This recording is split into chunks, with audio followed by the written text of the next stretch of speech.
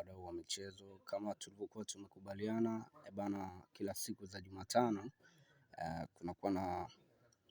tunakumbushana mambo mawili matatu kuhusu habari za michezo.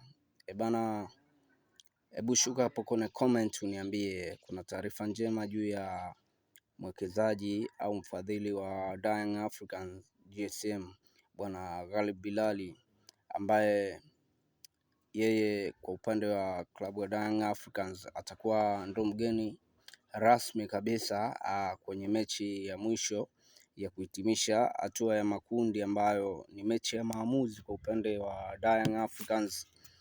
Mechi ambayo inaweza ikatoa taswira ya nini kinachoendelea kwenye ligi ya mabingwa Afrika.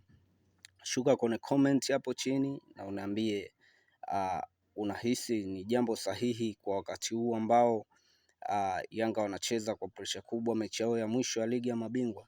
Je, unaona kuna mantiki yoyote ya mgeni rasmi wao kama klabu kumteua bwana GSM Ghalib Bilali kuwa mgeni rasmi ambao atakuwepo siku hiyo ya mechi?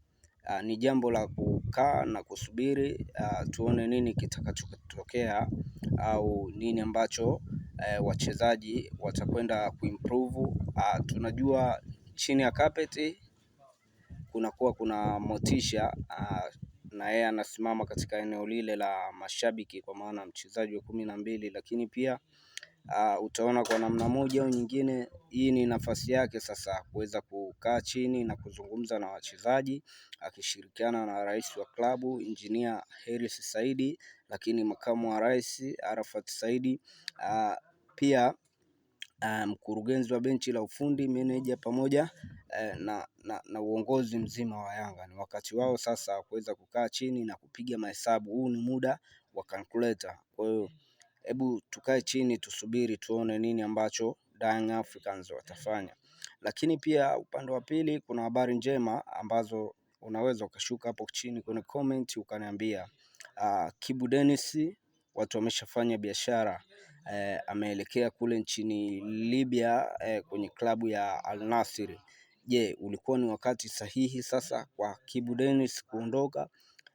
Unafikiri nini ambacho wana Simba watakimisi kutoka Kibu Denis?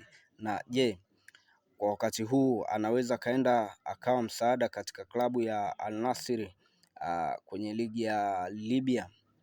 Shuka chini kwenye comment hapo tufahamishane mambo mawili matatu, lakini pia usisahau kusubscribe YouTube channel yangu, pia kushare pamoja na kucomment. Tuko pamoja.